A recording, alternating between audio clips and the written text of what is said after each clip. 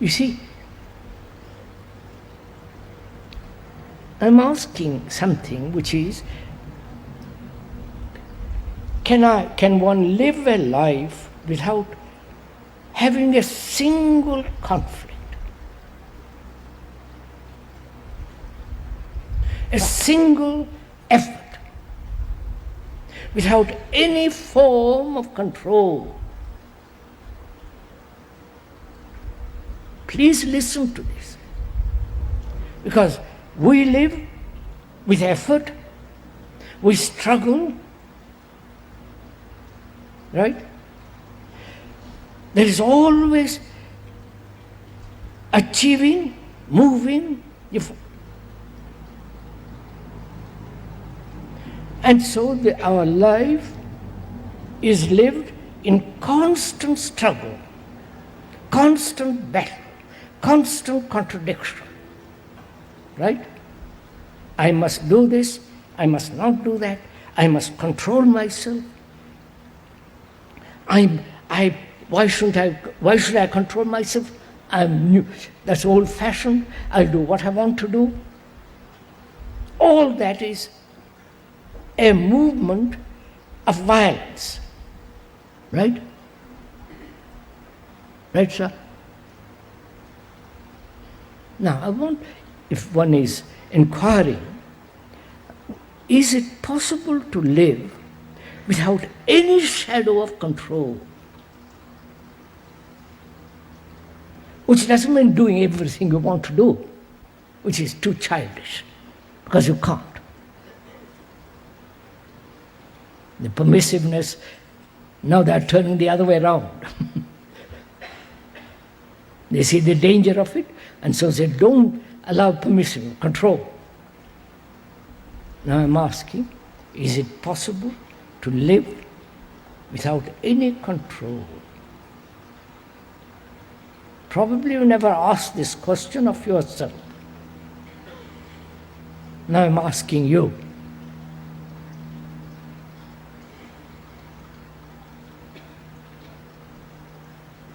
Where there is control, there is conflict. Right? There is a battle going on, which expresses itself in many, many different ways, this battle. Violence, suppression, neuroticism, and permissiveness, all that goes on. So I'm asking myself and you whether I can live daily life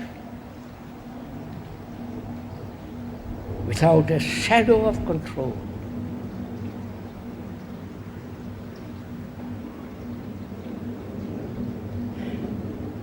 To live that way, I have to find out who is the controller. You understand? Is the controller different from the controlled? And if they are both the same, there is no need for control. I wonder if you understand this.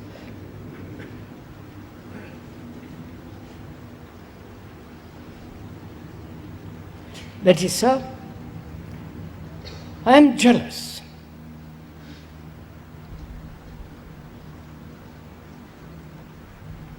Because you have got everything and I have got nothing.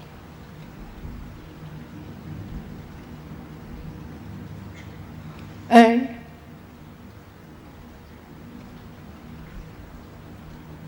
from that jealousy arises anger, hatred, envy, a sense of violence, to be like, to have all that you have. And if I can't get it, I get bitter, angry. All the rest of it follows. Right? So can I live without jealousy?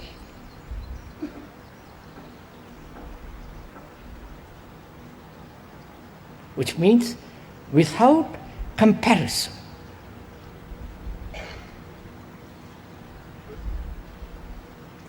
Test it out, sir. Can you live your daily life without comparing at all.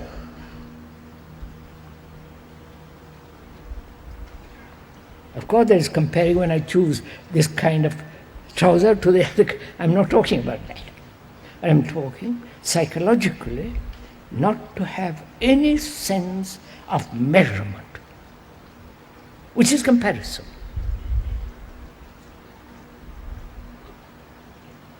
If you have no measurement at all, will you decay? Will you become a vegetable? Do nothing? You understand? Stagnate? Or because you are comparing, because you are struggling, you think you are living. But if you don't struggle, it may be a totally different form of living. I wonder. Come on. No, not let it happen, sir. Look at it.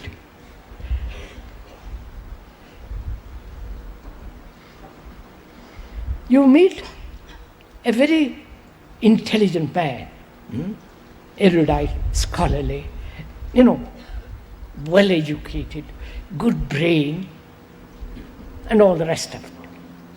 And you say, by Jove, I wish I were like him.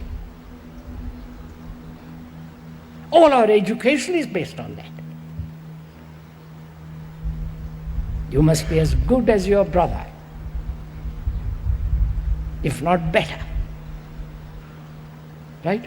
Examinations are based on that. And so on, so on. So can you, having been through all that a process where you have compared, struggled, while, and all the rest of it, can you say, I see the truth of the absurdity of living that way, I won't compare. I won't measure my own dullness, my own state with somebody else. By comparing myself with somebody who is very clever, I say how terribly dull I am. Right? You understand? But if I don't compare with the man who is extraordinarily bright and intelligent, am I dull? Huh? Answer, am I dull? On the contrary.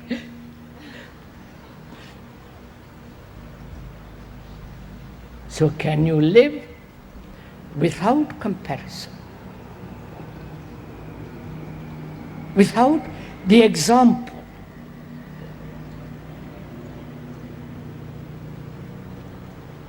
So you find out that where there is control, there must be the controller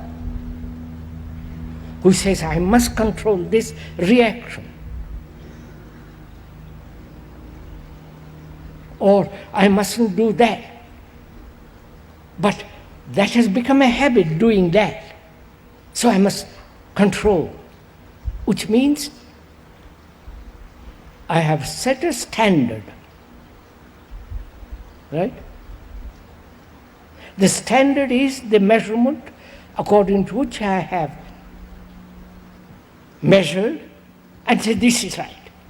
And I must live according like that. So, measurement implies control. And if you don't measure yourself and call yourself dull compared to somebody else who is bright, you are dull when you compare. But when there is no comparison whatsoever, you're something else.